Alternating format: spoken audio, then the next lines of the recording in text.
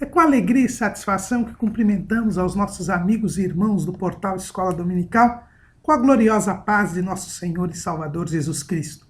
Estamos dando início a mais uma pré-aula, esta ferramenta que o portal Escola Dominical disponibiliza no início da semana, para que os irmãos possam melhor preparar a sua aula da Escola Bíblica Dominical.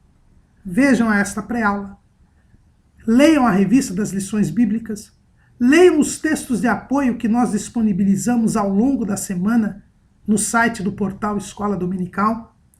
Se tiverem alguma dúvida, postem a sua pergunta na sala dos professores. Ouçam as leituras diárias, breves comentários em áudio dos textos sugeridos na revista das lições bíblicas. Vejam também os links de outras videoaulas e de outros textos de apoio que nós colocamos nas redes sociais do portal Escola Dominical, no Twitter, no Facebook, no LinkedIn. E se tiverem ainda algumas dúvidas, elucidem-nas no sábado à noite, às 19 horas, horário de Brasília, quando nós transmitimos ao vivo a aula do estudo preparatório dos professores e amigos da Escola Bíblica Dominical da Igreja Evangélica Assembleia de Deus, Ministério do Belém, na sede aqui em São Paulo. Mas depois de fazer tudo isso, não deixe de comparecer à Escola Bíblica Dominical, na sua igreja local. A Escola Bíblica Dominical é a igreja reunida, que ensina enquanto evangeliza e evangeliza enquanto ensina, segundo lição do pastor Antônio Gilberto. Neste segundo trimestre de 2016, estamos estudando o tema Maravilhosa Graça, o Evangelho de Jesus Cristo revelado na carta aos Romanos. O nosso comentarista é o pastor José Gonçalves, presidente das Assembleias de Deus em Água Branca, no estado do Piauí. E hoje estaremos dando início ao terceiro bloco do nosso trimestre. É o bloco que vai estudar a chamada parte prática da Epístola aos Romanos. Os escritos clássicos do apóstolo Paulo são divididos em dois. Normalmente as epístolas de Paulo são divididas em duas partes. Uma parte doutrinária, dogmática, em que Paulo ensina a palavra de Deus, e no caso da Epístola aos Romanos, a doutrina da salvação, como Paulo explica, como Deus salvou o homem pela graça, como se ocorre a justificação pela fé em Cristo Jesus, como é o homem não regenerado, como é o homem regenerado, porque a lei não salva, porque só a graça salva, qual é o plano da redenção de Deus para Israel. Isso tudo nós já estudamos. Agora, a partir de hoje, que a partir do capítulo 12 da Epístola aos Romanos, nós vamos estudar a parte prática, ou seja, como deve ser a conduta, a atitude, o comportamento do homem. Só esta divisão, irmãos, desta carta aos Romanos, mostra claramente que não tem sentido nenhum dizer que o apóstolo Paulo desprezou as obras. Muitas pessoas, inclusive Martinho Lutero, achavam que havia uma contradição entre Paulo e Tiago, por exemplo. Quando Tiago diz que a fé sem obras é morta, e quando Paulo diz que aquele que é justificado pela fé é salvo, e não aquele que não há salvação pelas obras. Muitas pessoas acham que há um conflito aí entre Paulo, principalmente na Epístola aos Romanos, e a Epístola de Tiago. Tanto que o próprio Martinho Lutero, que foi, como nós já temos visto ao longo desse trimestre, alguém que se debruçou sobre a carta aos Romanos, e através do estudo da carta aos Romanos é que veio a reforma protestante, achava que a Epístola de Tiago era palha, quase duvidava da inspiração da carta de Tiago. Mas, na verdade, Lutero não prestou bem atenção na carta aos Romanos, porque a partir do capítulo 12 da Epístola aos Romanos, nós vamos ter um estudo a respeito da conduta, do comportamento do crente. Tanto que a nossa lição de hoje é a lição de número 9, a nova vida em Cristo. Hoje nós estaremos estudando o capítulo 12 da Epístola aos Romanos, quando o apóstolo Paulo começa a mostrar o que faz, como vive o homem regenerado. No capítulo 8, ele mostrou quem era o homem salvo, a nova criatura, aquele que anda segundo o Espírito e não segundo a carne. E agora ele vai mostrar como é a conduta do salvo. Como o salvo vive aqui na face da terra enquanto espera a glorificação. E o capítulo 12 da Epístola aos Romanos mostra com muita clareza que o homem salvo, ele tem um relacionamento com Deus.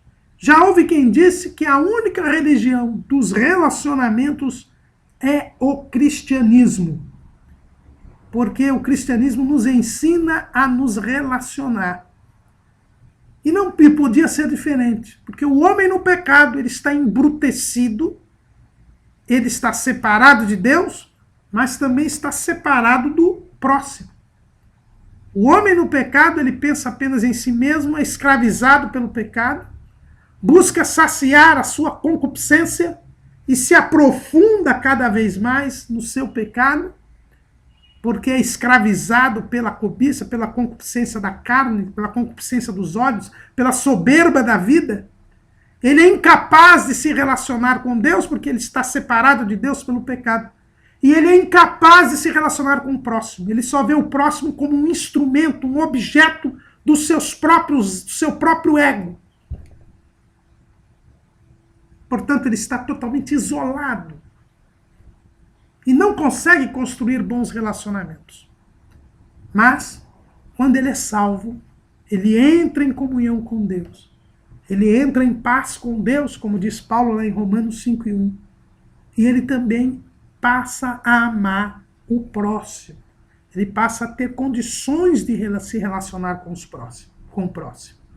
Então, a comunhão com Deus também traz a comunhão com o próximo.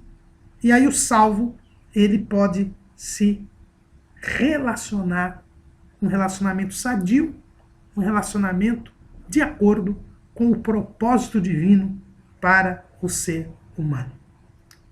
Então é isso que nós vamos ver agora nesse capítulo 12 de Romanos. Como se deve dar o relacionamento com Deus e como se deve dar o relacionamento com o próximo. E Paulo começa esse capítulo dizendo: rogo-vos, pois, irmãos, pela compaixão de Deus, que apresenteis os vossos corpos em sacrifício vivo, santo e agradável a Deus, que é o vosso culto racional. Esta expressão rogo-vos, no original, quer dizer eu vos exorto, eu vos animo, eu vos encorajo, pela compaixão de Deus, pelo amor de Deus, que vocês apresentem os vossos corpos em sacrifício vivo, santo e agradável a Deus, que é o vosso culto racional. Em primeiro lugar aqui, irmãos, nós temos algo importante. Paulo se dirige aos crentes de Roma como irmãos e os anima a que todos se apresentem diante de Deus com sacrifício vivo, santo e agradável a Ele. Paulo já nos mostra aqui que há uma união em torno de Cristo. Cada crente está unido a Cristo, mas cada crente também está unido ao outro crente, ao seu irmão. É o que nós dissemos agora há pouco. Há um relacionamento. Quando nós entramos em Cristo, quando nós estamos em Cristo, nós entramos no seu corpo. Paulo já tinha dito isso, né? No capítulo 8 ele diz: agora nenhuma condenação há para os que estão em Cristo Jesus, que não andam segundo a carne, mas segundo o Espírito. Agora, quando nós entramos em Jesus, nós entramos em um corpo. E isto precisa ficar bem claro. Nós não entramos em Jesus solitariamente. Nós entramos em um corpo. A salvação nos coloca numa comunidade. Ninguém é salvo para ficar só. Nós somos salvos para entrar no corpo de Cristo. E quando nós entramos no corpo de Cristo, nós entramos em uma comunidade. Por isso que estão errados os desigrejados. É um movimento que eu não tenho nenhuma dúvida de origem satânica, que começa a ensinar que cada um pode servir a Deus sozinho. Não, Paulo diz aqui, rogo-vos, pois, irmãos, nós temos irmãos. A salvação ela é individual, mas o crescimento espiritual depende da nossa vida em comunidade. Deus disse, quando criou o homem, não é bom que o homem esteja só. E agora o homem regenerado também não pode viver só. Nós temos que tomar cuidado, irmãos, com essa doutrina que está aí infectando muita gente. Muita gente não frequenta mais igreja. Diz, eu só crio em Jesus, vou ser salvo, não preciso frequentar igreja nenhuma. É mentira. É mentira do diabo. Se você não estiver em uma igreja, se você não estiver em comunidade, você fracassará. Porque não é bom que o homem esteja só. E todos nós devemos viver em comunidade. Nós devemos andar em novidade de vida. Nós somos colocados no corpo de Cristo. E somos membros em particular deste corpo. Então nós vivemos numa igreja. Jesus disse, edificarei a minha igreja. E igreja quer dizer reunião. Aqueles que foram tirados para fora. Aqueles que foram tirados para fora do pecado. Eu preciso viver em comunidade. A comunidade dos salvos, que é a igreja. Paulo diz, rogo-vos, pois, irmãos, que apresenteis os vossos corpos. Ele fala, há uma união em torno de Cristo. Nós temos que viver em comunidade. Nós temos que pertencer a uma igreja local. Porque sem isto, nós não seremos salvos. Porque a salvação é individual. Mas eu dependo do irmão para crescer espiritualmente. E a vida espiritual é um contínuo crescimento. Ela é dinâmica. Quem não cresce, morre. Tomemos cuidado, então, com esta falácia dos desigrejados. Mas Paulo diz que nós devemos, todos juntos, nos relacionar com Deus. E o relacionamento com Deus é o culto racional. O nosso relacionamento com Deus deve ser o culto racional.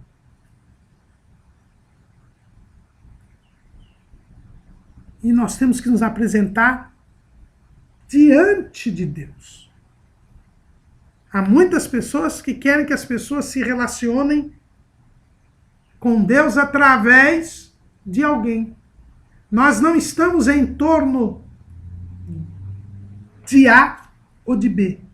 Nós estamos em torno de Cristo. Daí também a mentira deste movimento celular, que estão aí também infestando as igrejas em células, que ensinam que nós temos que estar em torno do líder e que o líder faz a mediação nossa com Deus. Isso não é verdade. Nós temos que apresentar os nossos corpos em sacrifício vivo, santo e agradável a Deus. Nosso culto racional. Em comunidade, sim, mas diante de Deus. Só há um mediador entre Deus e os homens, Jesus Cristo, homem.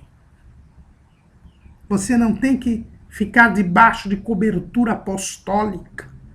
Você não tem que ficar debaixo de paternidade espiritual. Você tem que adorar a Deus. Só há um mediador entre Deus e os homens: Jesus Cristo, homem.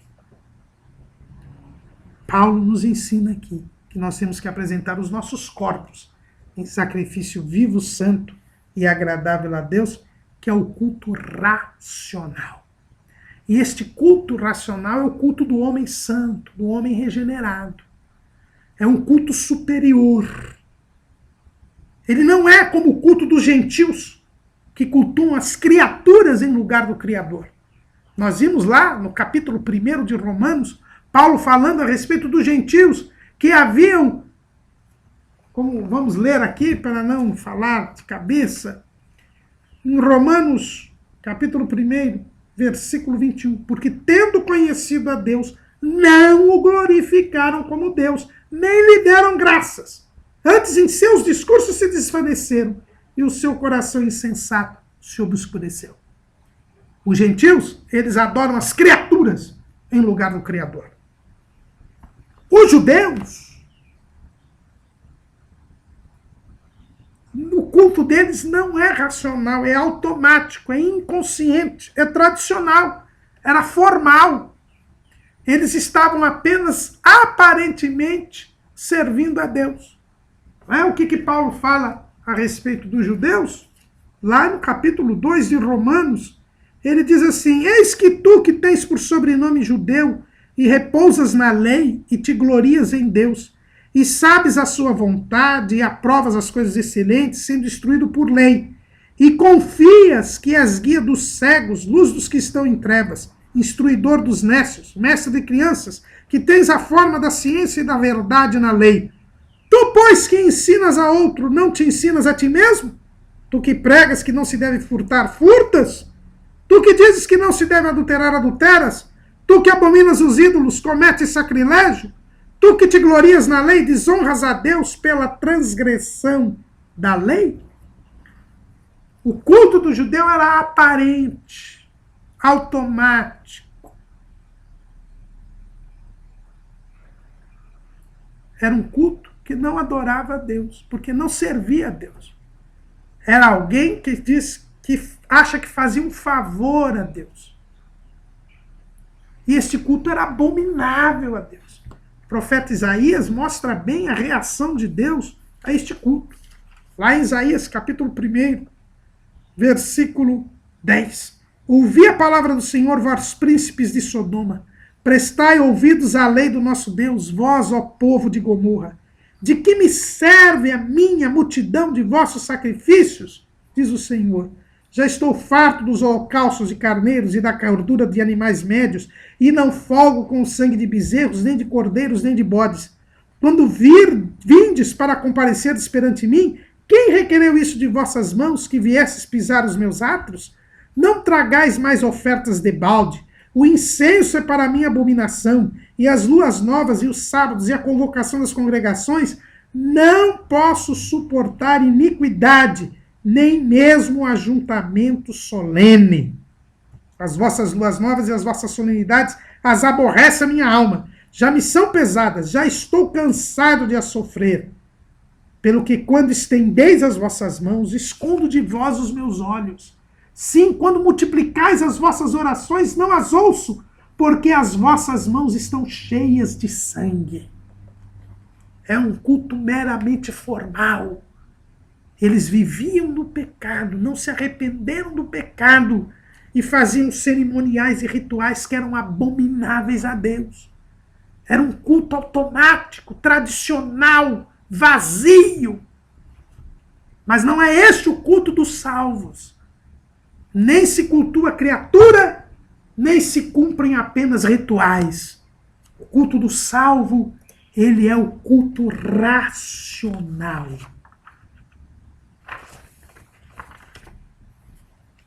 É o culto que é um sacrifício vivo, santo e agradável a Deus. Quando Jesus veio ao mundo, ele veio para cumprir a lei. E ele se ofereceu voluntária e conscientemente. Veja lá em João, capítulo 10, versículo 18. A Bíblia nos fala isso. Ninguém me tira de mim, mas eu de mim mesmo a dou. Tenho poder para dar e poder para tornar a tomá-la. Esse mandamento eu recebi de meu Pai.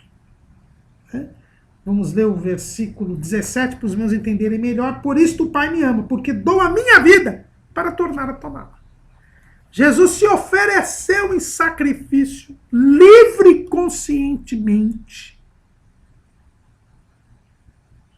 Quando entra no mundo, diz o escritor aos Hebreus, ele disse: sacrifício e oferta não quiseste, corpo me preparaste.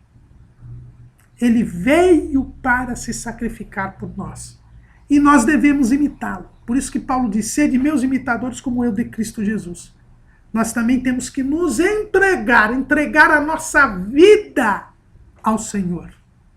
Isto é o culto racional, de forma consciente. Eu apresento o meu corpo. O que quer dizer essa expressão, apresenteis os vossos corpos? É entregar a sua vida, corpo, alma e espírito, para Deus. Negar a si mesmo e se entregar para Deus.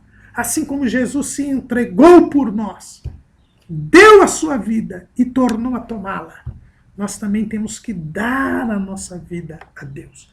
Isso é o culto racional. O culto racional, irmãos, é esta livre e consciente vontade de se entregar para Deus. Culto é serviço. A palavra grega aqui é latreia. Adoração é serviço. Culto, irmãos, não é ficar cantando com a mão fechada e a mão levantada e os olhos fechados. Não. Culto é um serviço. É uma vida para Deus. É por isso que Paulo diz: não mais vivo, mas Cristo vive em mim. É ter uma vida dedicada a Deus. Uma vida para fazer a vontade de Deus. E isto livre e conscientemente. E isto desejado por mim. Esse é o sacrifício. Esse é o culto racional. Este é o culto racional. É um culto da razão. A palavra grega aqui é logikin. O culto da razão. Eu sei o que eu estou fazendo. Eu sei que eu estou agradando a Deus. Eu sei o que Deus quer de mim. Irmãos, e eu me preocupo muito, né? Entre os que se dizem pentecostais, muitos estão aí num misticismo, muitos estão aí numa adoração extravagante, fazendo loucuras, esse repleplé, reteté, aviãozinho, unção de animal. Irmãos, essas coisas são coisas inconscientes. São muitas vezes ações demoníacas que tiram as pessoas da consciência. Não é este o relacionamento que nós temos que ter com Deus. O nosso relacionamento é um culto racional, livre e conscientemente. Sabendo o que eu estou fazendo, eu entrego a minha vida a Deus. E quais são as características deste culto racional? Paulo diz, em primeiro lugar, que é um sacrifício, é uma entrega. Muitos hoje não querem se sacrificar. Vão no domingo à noite na igreja, quando não tem outra agenda social, e acham que, fazendo isso, estão adorando a Deus. Mas não é isso, é um sacrifício. Sacrifício importa em entrega, em colocação à disposição. O culto racional é um sacrifício, em primeiro lugar. Em segundo lugar, ele é um sacrifício vivo. Ninguém podia, na lei, levar um animal morto para ser sacrificado. Ele era sacrificado no altar. Ele era morto no altar. Mas você tinha que levar o sacrifício vivo. Nós temos que estar vivos. Nós temos que estar em comunhão com Deus. Eu só posso adorar a Deus se eu estiver em comunhão com Deus. É por isso que Deus abominava o culto dos judeus, porque eles estavam no pecado, eles estavam separados de Deus, eles estavam mortos. E queriam adorar a Deus mortos. Deus disse, isso é abominável a mim. Por isso que ele diz na continuidade ali do texto de Isaías, lavai-vos e purificai-vos. Eles precisavam se arrepender dos seus pecados, pedir perdão pelos seus pecados.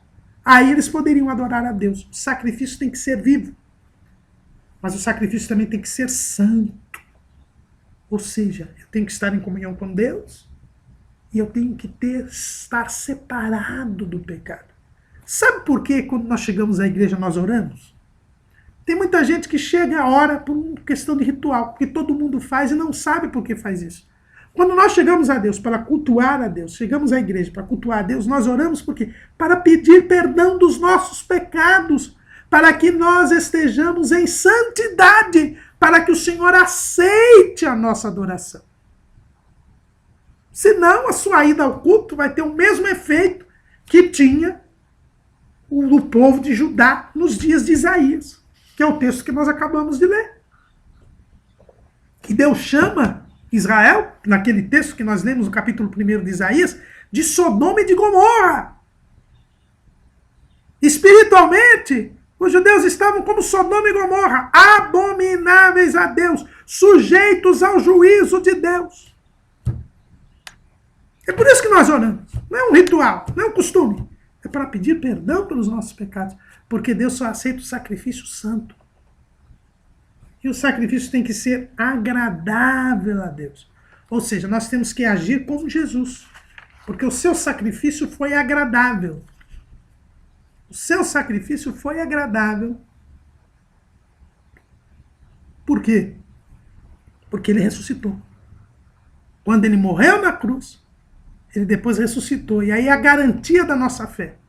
O sacrifício de Deus, de Jesus, foi agradável a Deus. E Deus garantiu isso ressuscitando dos mortos. Então nós temos que agir como Jesus agiu. E assim nós iremos agradar ao Senhor. E como Jesus agiu? Fazendo a vontade de Deus. Glorificando a Deus na terra. Então, se eu tenho uma vida de glorificação a Deus, se através das minhas obras eu glorifico a Deus, se eu obedeço ao Senhor, se eu faço a vontade ao Senhor, o meu sacrifício é agradável a Deus. Então, como eu tenho que me relacionar com Deus? Através do culto racional. E o que é o culto racional? É a entrega da minha vida ao Senhor. Eu não cultuo a Deus só na igreja. Eu cultuo a Deus 24 horas por dia. Eu cultuo a Deus 7 dias na semana. Eu cultuo a Deus 12 meses no ano. Eu cultuo a Deus sempre. Porque a minha vida é dedicada a Deus.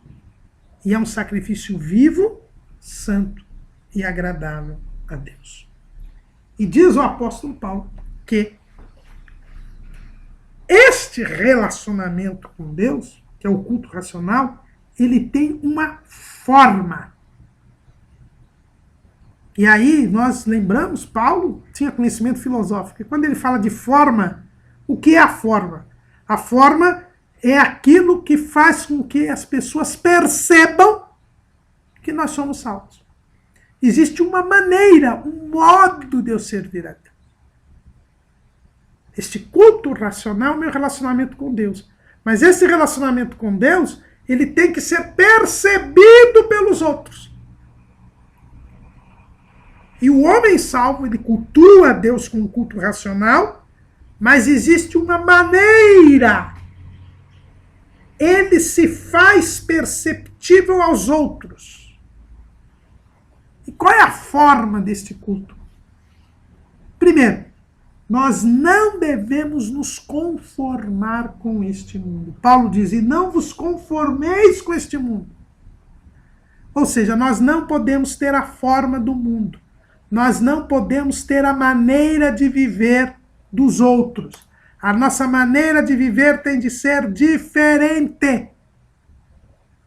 A minha maneira de viver diferente faz com que as pessoas percebam que eu sou salvo, que eu cultuo a Deus, que o meu culto é racional. Eu não posso fazer o que os outros fazem. Eu não posso viver da mesma maneira, do mesmo modo dos outros. porque eu agora sou diferente, porque eu sou salvo. É esta vida diferente que faz com que as pessoas percebam que eu seja salvo. Percebam que eu tenho comunhão com Deus. O apóstolo Pedro, ele fala disso também. Né? Desta outra maneira de viver que eu tenho. Diz o apóstolo Pedro, lá em 1 de Pedro 1,18, sabendo que não foi com coisas corruptíveis como prata ou ouro, que fostes resgatados da vossa vã maneira de viver, que por tradição recebestes dos vossos pais. Nós não temos mais essa maneira de viver vazia, esta maneira de viver sem Deus, esta maneira de viver debaixo do pecado, cumprindo os desejos do maligno. Não, nós temos uma nova maneira de viver. Nós somos resgatados, nós somos comprados, e agora o meu modo de viver é diferente do mundo. Por isso que eu não tenho a forma do mundo, por isso que eu não tenho a maneira do mundo. Mas a forma do relacionamento com Deus tem uma outra coisa, é a transformação. Mas transformai-vos pela renovação do vosso entendimento. Então, primeiro eu não posso ter a maneira de viver que eu tinha antes. Eu não posso ter a maneira de viver do mundo. E eu tenho que me transformar pela renovação do meu entendimento. Aí a metamorfose. Ou seja, eu tenho que a cada dia me parecer mais com Jesus. A cada momento eu tenho que me esforçar para ser mais parecido com Jesus. E aí nós lembramos daquela obra de Charles Sheldon, em meus passos, que faria Jesus? A cada dia eu tenho que ser conforme a imagem do Filho de Deus. Paulo já tinha dito lá em Romanos capítulo 8, porque os que dantes conheceram, versículo 29, também os predestinou para serem conformes à imagem do seu Filho. O salvo, ele tem que cada vez mais estar parecido com Cristo. É por isso que em Antioquia os crentes foram chamados pela primeira vez de cristãos. Cristão quer dizer um pequeno Cristo, parecido com Cristo. O cristão é aquele que parece com Jesus. E as pessoas é que vão dizer que ele é cristão. Lá em Antioquia não foram os crentes que se chamaram de cristão. Foi o povo que nunca tinha visto Jesus, porque Jesus nunca foi em Antioquia. Mas o povo, ao ver o Jesus que era pregado, e ao ver os crentes, viu que aqueles crentes viviam como o Jesus que eles pregavam. Eles pregavam que Jesus era manso, que Jesus era humilde de coração, que Jesus era amoroso, que Jesus era compassivo, que Jesus curava enfermos, que Jesus tinha o Espírito Santo. Eles pregavam isso. E os moradores de Antioquia viram naqueles crentes que eles também eram mansos, que eles também eram humildes de coração, que eles também curavam enfermos, que eles também tinham o Espírito Santo, que eles também eram amorosos, que eles também eram compassivos, e passaram então a chamar aqueles pregadores de Jesus de cristãos, parecidos com Cristo. Isto é a transformação. A cada dia. É por isso que a Bíblia diz que até que nós atinjamos a estatura completa de Cristo, a varão perfeito. Então, a cada dia nós temos que ficar mais parecidos com Jesus. Esta é a forma do nosso relacionamento com Deus. Esta é a maneira pela qual as pessoas irão saber que nós temos o culto racional. É quando nós não tomamos a forma do mundo. E quando nós somos transformados, a cada dia nos tornamos mais semelhantes a Cristo. E vejam bem, irmãos, nós estamos falando em transformação, não em reforma. Tem muita gente que fala na reforma. Vamos fazer uma reforma. A reforma, ela apenas muda algumas coisas, melhora algumas coisas, mas não muda a estrutura. Mas agora nós somos uma nova criatura, nós temos que ser transformados, não reformados.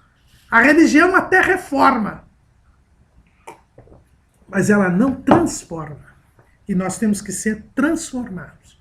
E quando nós não vivemos de acordo com o mundo, Não temos a forma do mundo.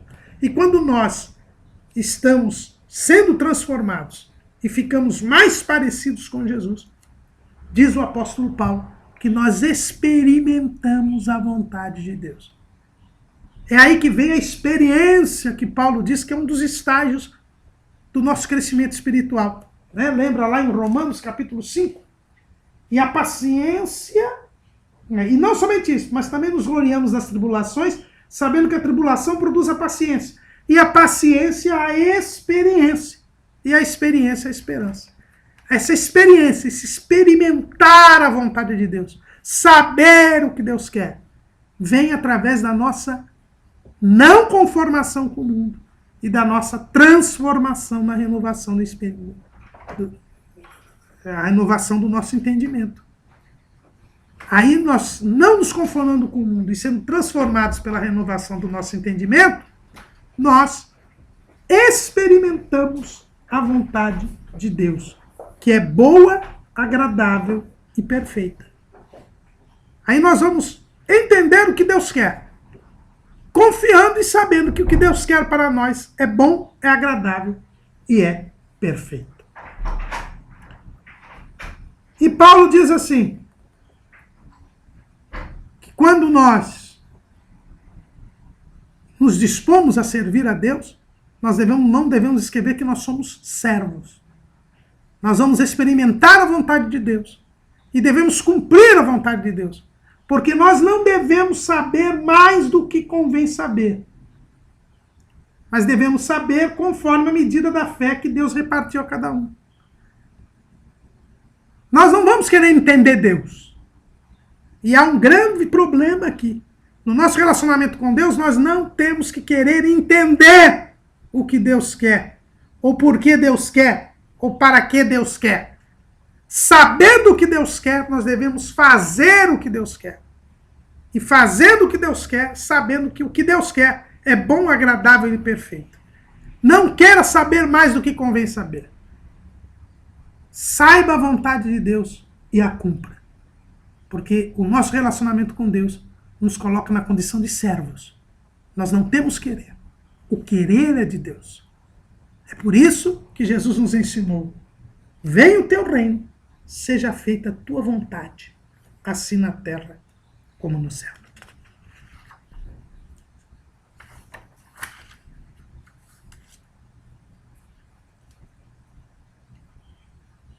Paulo diz então como deve ser o nosso relacionamento com Deus. É o culto racional. É não se conformar com o mundo. É transformar na renovação do nosso entendimento, nos fazer mais parecidos com Cristo. É nós nos submetermos à vontade de Deus, sem questioná-lo, sem querer saber mais do que Deus. Mas Paulo diz que quando nós somos salvos, nós somos colocados em um corpo, como eu disse no início. Capítulo 12, versículo 5, ele diz: assim nós que somos muitos, somos um só corpo em Cristo, mas individualmente somos membros uns dos outros. E aí então Paulo vai dizer o seguinte: neste nosso culto a Deus, nesse nosso serviço a Deus, nós temos que nos relacionar com os irmãos. A nossa salvação é individual, mas nós dependemos dos irmãos. Porque a vontade de Deus é essa, que nós sejamos um corpo e nós devemos servir aos irmãos. Quando nós servimos a Deus, nós também servimos aos irmãos. E aí Paulo então fala a respeito dos dons de serviço, ou dons assistenciais. É uma relação de dons. Paulo faz várias relações de dons. E aqui, em cada relação de dons, há uma discussão a respeito desses dons. Tem uma relação lá em 1 Coríntios, capítulo 12, os dons espirituais. Tem uma outra relação lá em 1 Coríntios, também no capítulo 12. Tem uma relação no início do capítulo 12, tem outra relação no final do capítulo 12, e tem essa relação aqui de Romanos 12. Há uma discussão teológica, se é o mesmo dom, não é? Mas a gente tem que ver que Paulo aqui, que ele não tem cada relação tem um contexto. E Paulo está falando aqui do serviço. Porque culto é serviço. Adoração é serviço. Tanto que em inglês, culto é service. Cultuar a Deus, eu já disse, é entregar a vida ao Senhor e é servi-lo. Porque quando nós entregamos nossa vida a Deus, quando nós não nos conformamos com o mundo, quando nós somos transformados pela renovação do nosso entendimento, nós experimentamos a vontade de Deus, sabemos o que Deus quer de nós e temos que servi-lo, porque Ele é o Senhor. E aí Paulo diz, olha, o verdadeiro salvo, ele serve a Deus. Mas aí servir a Deus, Deus quer que ele sirva aos outros. E aí Deus reparte dons. E aqui nessa relação, Paulo fala de 7 dons. O dom de profecia, o dom do ministério, o dom do ensino, o dom da exortação, o dom da repartição, o dom da presidência e o dom do exercício da misericórdia. Deus distribui dons aos seus servos para eles servirem aos irmãos.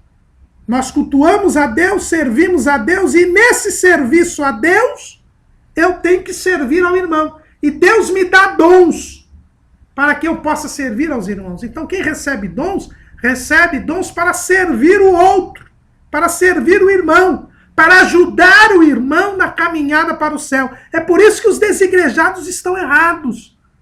Porque nós precisamos do outro, porque nós somos membros uns aos outros. Nós estamos num só corpo. E cada um tem uma função, cada um tem um serviço a desempenhar. E esse serviço contribuirá para que o meu irmão possa chegar até a glorificação. O crescimento espiritual, a caminhada para o céu, depende da ajuda dos irmãos. Por isso que é satânico o movimento dos desigrejados. Porque o desigrejado fica sozinho. E sozinho ele não tem ajuda. E não tendo ajuda ele pode fracassar. Ele sucumbirá na sua caminhada ao céu. Porque o Senhor distribui os dons na igreja para que nós ajudemos o irmão a caminhar para o céu. O escritor aos Hebreus, lá no capítulo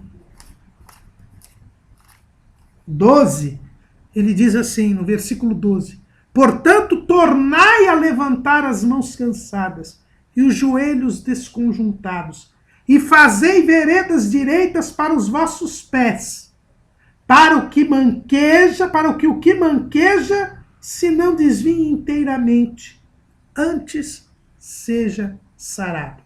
Segui a paz com todos e a santificação, sem a qual ninguém verá o Senhor. Nós temos o dever de servir ao outro. Deus quer e nos dá dons para que nós possamos servir aos outros. E aqui nós temos uma doação com encargo. O que é uma doação com encargo? Irmão Caramuru. No direito, nós temos a doação com encargo, ou seja, é quando alguém doa algo para alguém, mas a pessoa, para receber aquela doação, tem que fazer algo. Senão, ele não pode. Então, por exemplo, eu dou R$1.000 para alguém, desde que aquela pessoa me represente numa solenidade. Então, a pessoa, para receber os R$1.000, ela precisa fazer 2 coisas. Primeiro, aceitar a doação. E segundo, cumprir aquilo que eu determinei, que o doador determinou. Então aquela pessoa vai ganhar R$1.000 porque ela vai me representar naquela solenidade. Então ela vai naquela solenidade, me representa e ela tem direito aos R$1.000. Os dons de serviço são assim. Deus dá, eu aceito, eu recebi, porque eu quis ser salvo, eu quero fazer a vontade de Deus, Deus quer que eu tenha aquele dom, mas eu tenho que cumprir o encargo. E para cada dom, tem um encargo. O dom da profecia, qual é o encargo do dom da profecia? Diz ali Paulo, se é profecia, seja ela segundo a medida da fé. Então o dom de profecia, e aqui nesse dom de profecia está incluído tanto o dom ministerial de profecia, quanto o dom espiritual de profecia. A profecia tem que ser exercida segundo a medida da fé. Então, aquele que recebe o dom de profecia, ele tem que ter a fé aumentada. E tem que exercer aquele dom segundo a fé que ele tem. O dom do ministério, que seja em ministrar. Esse é o dom de ajuda. Hoje está muito difícil esse dom. É aquelas pessoas que são escolhidas para ajudar outras.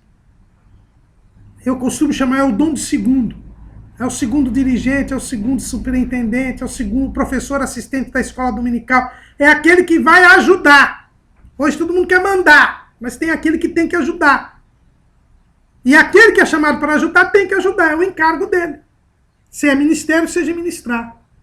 Se é ensino, haja dedicação ao ensino. O dom de ensino, ele exige dedicação. Professor da escola dominical, você está assistindo a este vídeo, você já está cumprindo o encargo, você está se dedicando, você está preparando a sua aula. Você deve buscar a Deus, buscar conhecimento intelectual, buscar a unção do Espírito Santo, se dedicar a este trabalho. Porque quem recebe o dom do ensino tem que ser dedicado, é o encargo. Se é exortar, use esse dom em exortar. Então a exortação, que é o ânimo, é o dom de incentivar, dar ânimo, incentivar dentro da palavra, não é apacentar, como acham por aí, não é machucar. O dom de exortar é o dom de incentivar, animar.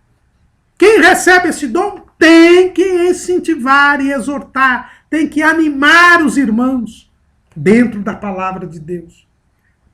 Se é repartir, faça-o com liberalidade.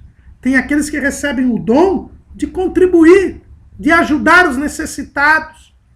E ele deve fazer isso liberalmente, ele não pode ser mesquinho, ele não pode reter aquilo que Deus manda que ele reparta com outro. Se é presidir, o que preside com cuidado. Deus coloca alguns à frente do povo. O dom da presidência não é o dom de domínio, não é o dom de ditadura, como muitos dizem por aí, não. O dom da presidência é o dom de estar à frente, de ser o exemplo dos fiéis. E quem recebe este dom e está à frente de uma igreja local, de um grupo da igreja local, ele deve presidir com cuidado. Ele deve saber que aqueles que ele tem responsabilidade são o rebanho do Senhor. E ele tem que ser exemplo e tem que cuidar daqueles que estão sob sua responsabilidade. E o que exercita a misericórdia, que o faça com alegria, diz Paulo. É o exercício da misericórdia, é o fazer bem, é as obras de misericórdia. Né? Existem as obras de misericórdia materiais, né? Ajuda financeira, o vestido, o calçado, a comida, a bebida que se dá a alguém. Mas existem as obras de misericórdia espirituais, né? O conforto, o consolo, o aconselhamento. Quem faz isso, faça com alegria. É o encargo. Ele tem que fazer isso com alegria. Esses são os 7 dons de serviço. Porque quando nós somos chamados por Deus, nós somos chamados a servir o próximo, a servir os irmãos. Então, o primeiro relacionamento com Deus me leva a servir a Deus. E para servir a Deus eu tenho que fazer o culto racional. E este culto racional tem que ser percebido pelos homens através da minha maneira diferente de viver e da minha contínua e progressiva aparência de Cristo. Eu tenho que ser cada vez mais parecido com Cristo. De outro lado, quando eu não vivo de acordo com eu vivo de uma maneira diferente do mundo, e cada vez mais eu estou parecido com Cristo, eu experimento a vontade de Deus. Eu fico sabendo qual é a vontade de Deus. E eu tenho que me submeter a esta vontade, não questioná-la. E ao me submeter a esta vontade, eu descubro, já que eu estou na igreja, porque eu tenho que servir a Deus em comunidade, eu descubro aquilo que Deus me deu. E eu tenho então que servir aos outros, seja na profecia, seja no ministério, no ensino, na exortação, na repartição, na presidência ou no exercício da misericórdia. Mas aí, então, Paulo diz que além desse relacionamento com Deus, eu tenho também o relacionamento com o próximo. E a partir do versículo 9 do capítulo 12 de Romanos, nós temos uma das passagens mais exigentes e mais difíceis de ser cumpridas da Bíblia Sagrada. Eu tenho que me relacionar com o próximo. Porque o mandamento de Jesus, de João 15,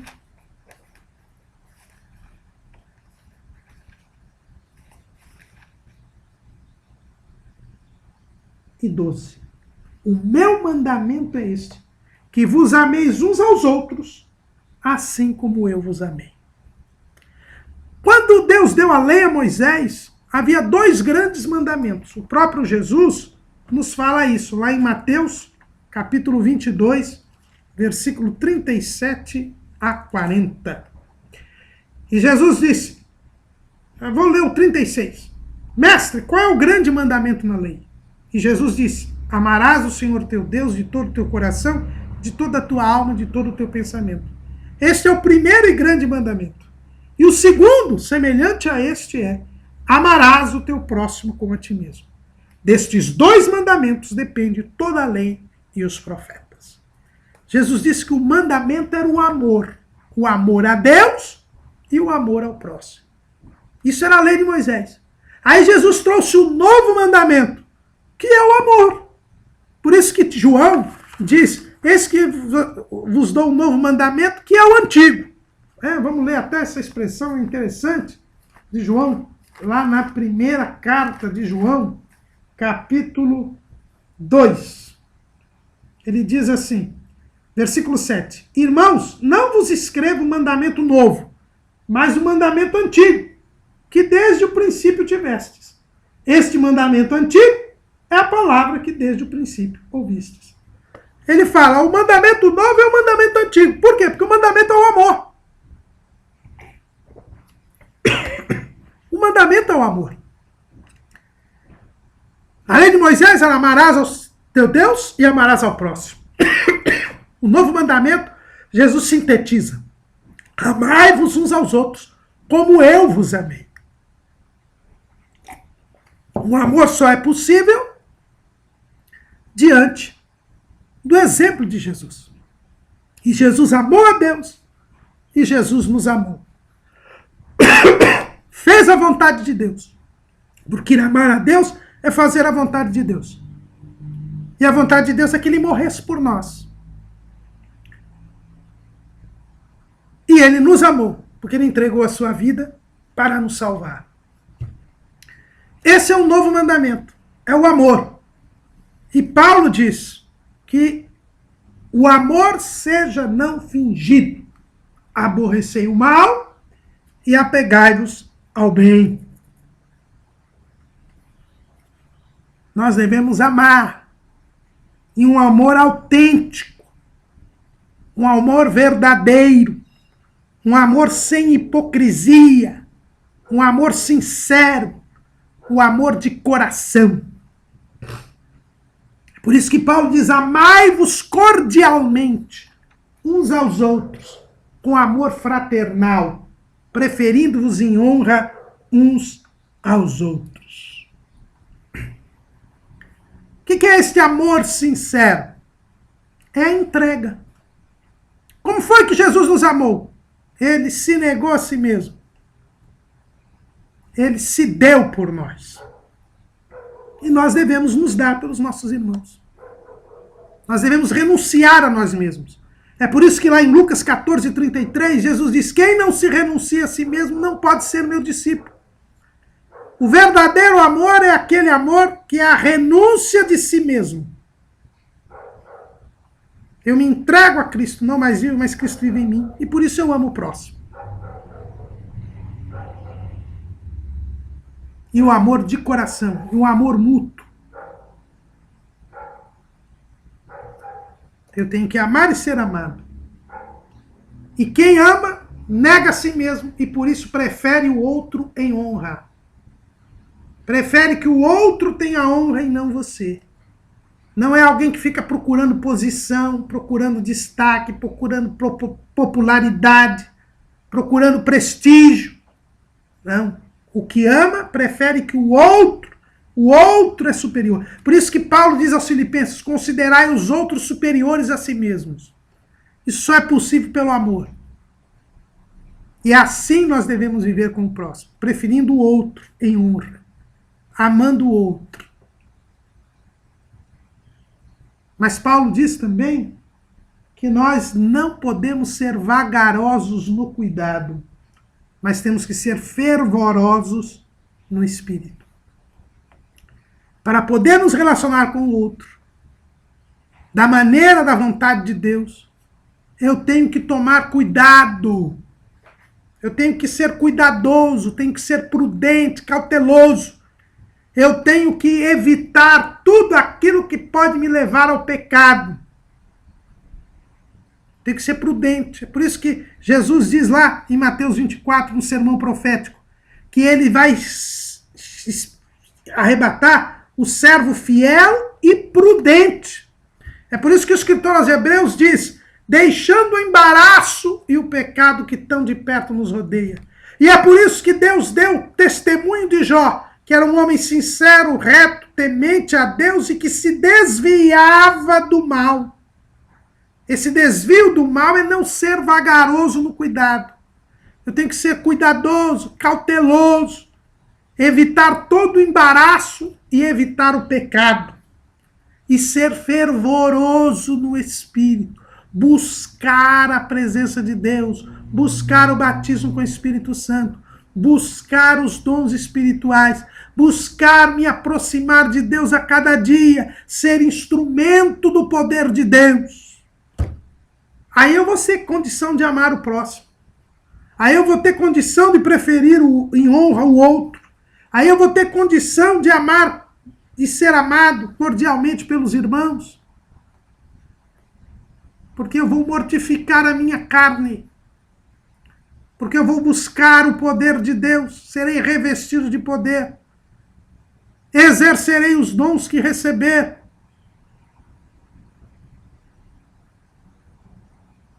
Estarei pronto para servir a Deus. Não podemos ser vagarosos no cuidado. Temos que ser vagarosos no cuidado. Aliás, não podemos ser vagarosos no cuidado. Temos que ser zelosos. Uma outra tradução diz, você não seja remisso, negligente no zelo. Eu tenho que ter cuidado em servir a Deus na minha vida. Evitar situações que podem me levar ao pecado. E tenho que ser fervoroso no espírito. Para quê? Para servir a Deus. Não sejais vagarosos no cuidado, sede fervorosos no espírito, servindo ao Senhor. Mas Paulo diz também que o verdadeiro salvo, ele se alegra na esperança. A alegria do salvo é a glória que está reservada. Ele não vive para as coisas desta vida, ele vive para o céu. Ele tem que se alegrar na esperança.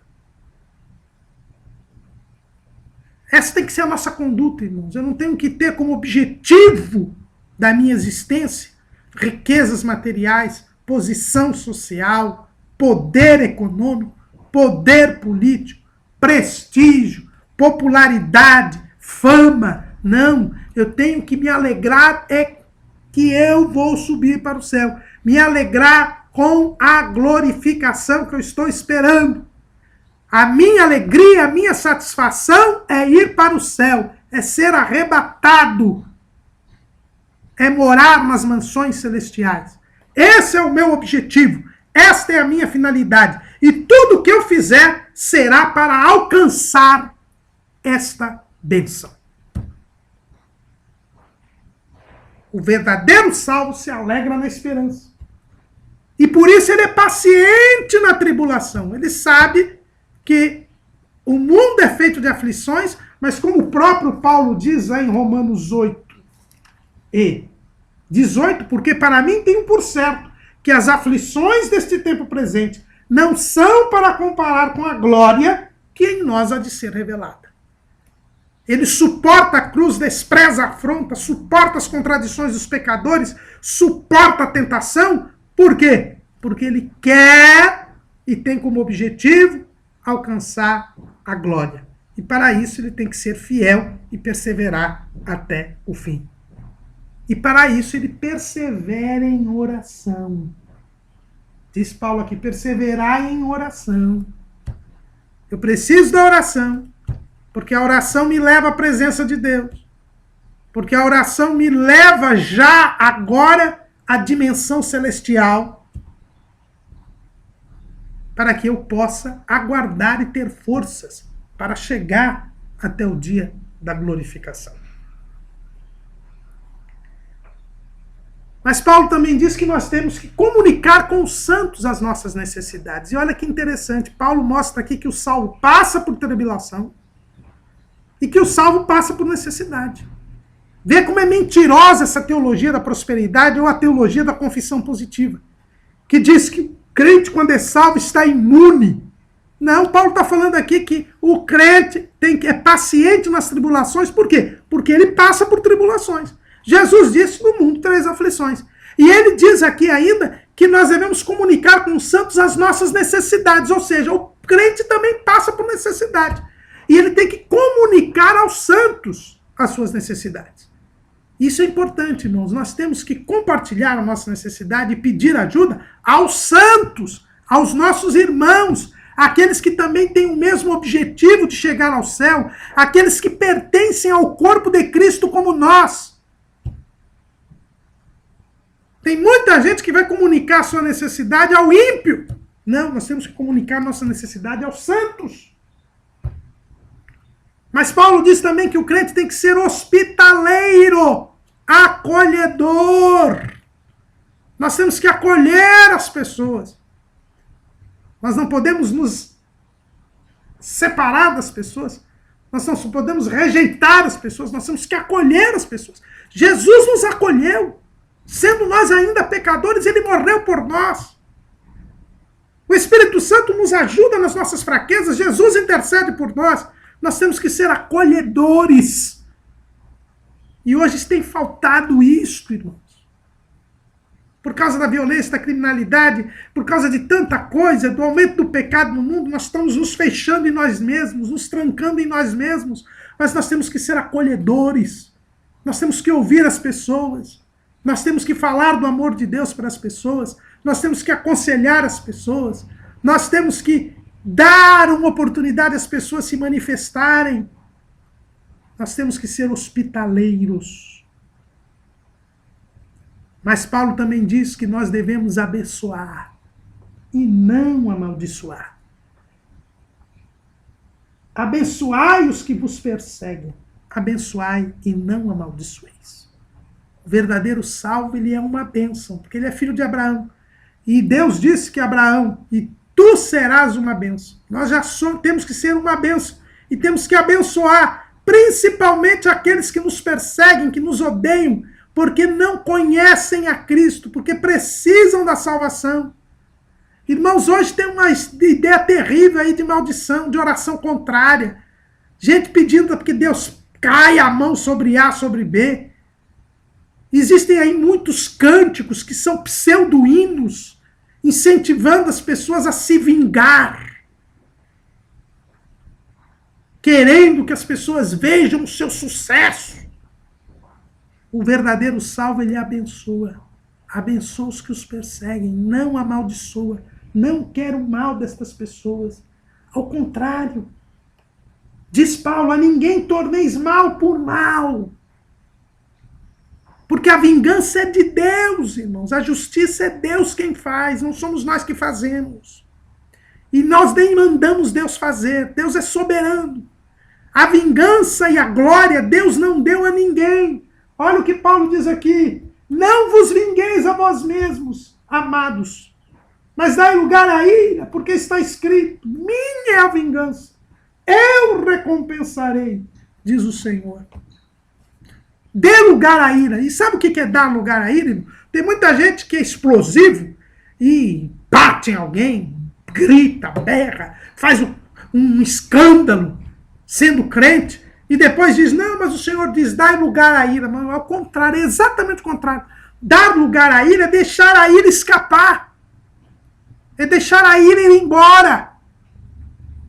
Aqueles que fizeram mal, a gente fica com raiva. A gente é de carne e osso.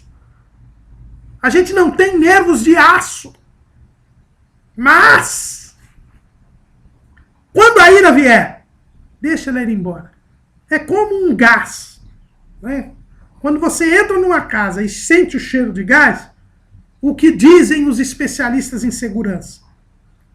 Eles dizem que você deve não acender a luz, não acender nada elétrico, imediatamente abrir todas as janelas, todas as portas, para dar lugar ao gás, para que o gás vá embora.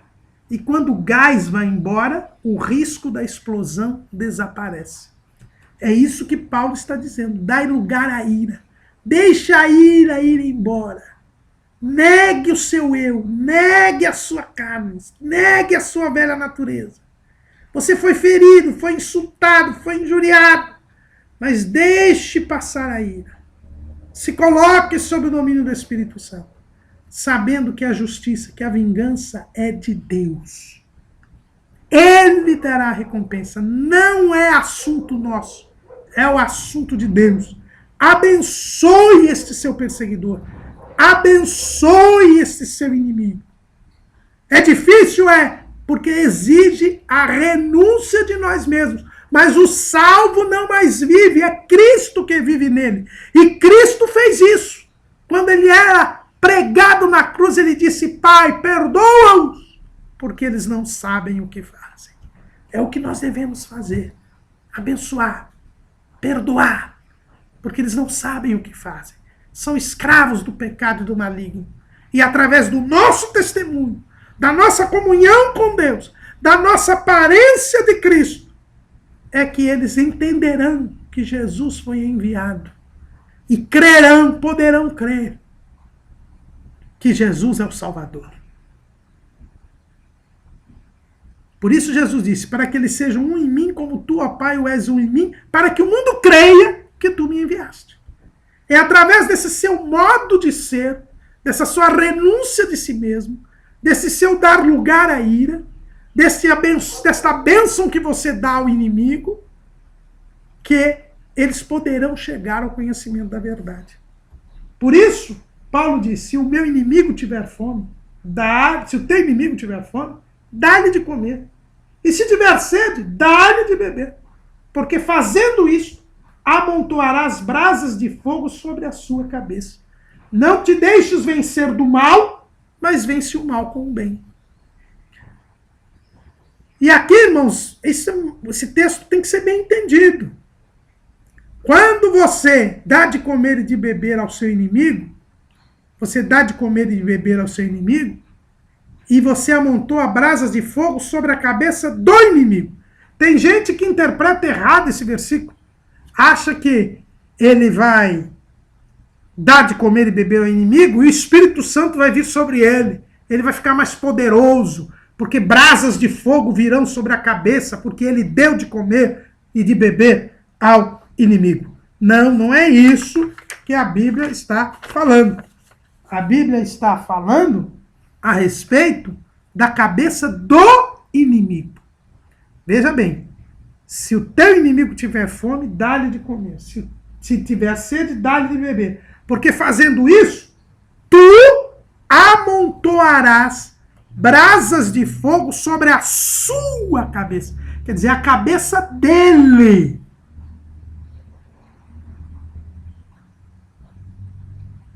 E o que são essas brasas de fogo? E a gente trouxe aqui um texto de Matthew Henry, o comentarista bíblico, né? Ele diz, aqui um texto, nós vamos ler quando ele comenta esta passagem. Está aí no nosso esboço. Nós vamos ler aqui para os irmãos o comentário de Matthew Henry.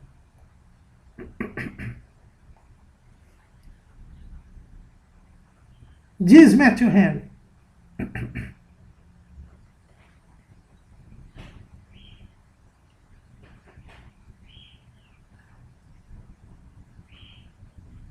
Ele diz o seguinte: estas brasas de fogo não são qualquer demonstração de poder, isso eu digo. Aí o Matthew Henry diz assim: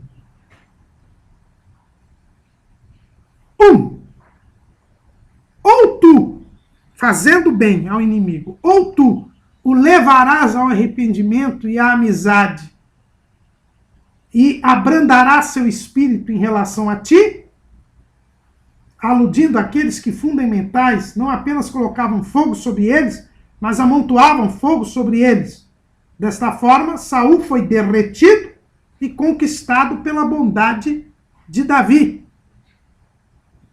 Ou você traz a amizade, e foi o que Davi fez. Quando Davi cortou a orla do vestido e poupou a vida de Saul, Saul acabou desejando, reconhecendo que Davi iria ficar no seu lugar e deixou de perseguir a Davi. Então, essa brasa de fogo na cabeça do inimigo pode ser uma oportunidade para ele se arrepender e deixar de te perseguir e se tornar seu amigo, ou pelo menos deixar de ser seu inimigo. Ou tu ganharás um amigo, e tu ganharás um amigo com isso, e se a tua vontade não tiver esse efeito, então ela agravará a condenação dele e fará a maldade que tiver feito contra ti mais indesculpável. Com isso, tu apressarás sobre ele os sinais da ira e da vingança de Deus. Então, quando você faz o bem ao inimigo, surgem brasas de fogo. Essa brasa de fogo na cabeça do inimigo pode fazer com que você ganhe um amigo. Ele, por causa desse seu gesto, deixa de ser seu inimigo. Deixa de te perseguir. Ou então, mesmo assim, você apressa, diz Matthew Henry, o juízo de Deus sobre ele. Não porque você deseja. Você tem que abençoar, porque a justiça é dada por Deus. Então você coloca essas brasas de fogo na cabeça do inimigo. O salvo, ele tem inimigos. É outra realidade que Paulo nos mostra aqui. Porque nós somos salvos, somos diferentes do mundo, o mundo nos odeia. Jesus já disse que o mundo iria nos odiar, porque odiou a ele. E nós estamos no corpo de Cristo. João disse isso lá no capítulo 15, no versículo 18. Se o mundo vos aborrece, sabei que primeiro do que a vós me aborreceu a mim. Se vós fosseis do mundo, o mundo amaria o que era seu. Mas porque não sois do mundo, antes eu vos escolhi do mundo. Por isso é que o mundo vos aborrece. O mundo sempre estará contra nós. Sempre nos odiará. Não queira ser amigo do mundo. Porque quem é amigo do mundo não é amigo de Deus. Então, nós sempre teremos inimigos. Mas diz Paulo, sede unânimes entre vós. Não ambicioneis coisas altas, mas acordai-vos aos humildes. Não sejais sábios em vós mesmos. Procurai as coisas honestas perante todos os homens. Se for possível, quanto estiver em vós, tende paz com todos os homens. O salvo tem inimigos, mas não pode ser inimigo de ninguém. Nós temos inimigos, mas nós não podemos ser inimigos de ninguém. Paulo diz, enquanto depender de vós, tende paz com todos os homens. Então nós não podemos ser inimigo de ninguém. Nós temos inimigos, mas nós não podemos ter inimigos. E por isso nós abençoamos os nossos inimigos. E diz Paulo que nós ainda temos que ser unânimes. Ou seja, nós temos que ter o mesmo sentimento. Nós temos que ter o mesmo espírito. Nós pertencemos a um corpo. Quem causa divisão não tem um espírito. Judas 19. Nós temos que ser unânimes. Nós temos que ter o mesmo espírito, o mesmo sentimento na igreja. E temos que ser humildes. Não queiramos ambicionar coisas altas. Paulo diz, acomodemos as humildes. Nós somos servos de Deus. Não somos senhores. Nós temos que estar submissos a Deus, fazendo a vontade de Deus, não querendo saber mais do que convém saber. Essa é a posição do verdadeiro servo de Deus, procurando as coisas honestas, as coisas boas, as coisas que honram a Deus. E por termos este sentimento de humildade, e por termos este sentimento de honestidade, e por termos esta comunhão, esta unanimidade, nós devemos nos alegrar com os que se alegram e chorar com os que choram. Nós temos que ter o mesmo sentimento, colocar no lugar do outro. Isso é a compaixão. E quando o outro se alegrar, você se alegrar também. E quando o outro chorar, você também chorar. Alguém já disse que chorar com os que choram é fácil. Agora, se alegrar com os que se alegram é difícil. Porque muitos invejam o bem-estar e o sucesso e o êxito do outro. Mas o salvo, ele tem o mesmo sentimento de Cristo. Ele se coloca no lugar do outro. Ele se nega a si mesmo. E ele se alegra com quem se alegra. E chora com o que chora. Este é o comportamento do crente, do verdadeiro salvo, em relação a Deus e em relação ao próximo. Esta conduta que Deus exige de nós. E nós devemos pedir a Deus ajuda. E o Espírito Santo ajuda nas nossas fraquezas. E Jesus intercede por nós, para que a nossa vida esteja retratada neste capítulo 12 de Romanos. Que nós pratiquemos o culto racional. Que nós sirvamos aos irmãos com os dons que Deus nos deu, da maneira que Deus nos deu. Que nós amemos os nossos irmãos. Que nós amemos o próximo. E que o nome do Senhor seja glorificado. Amém.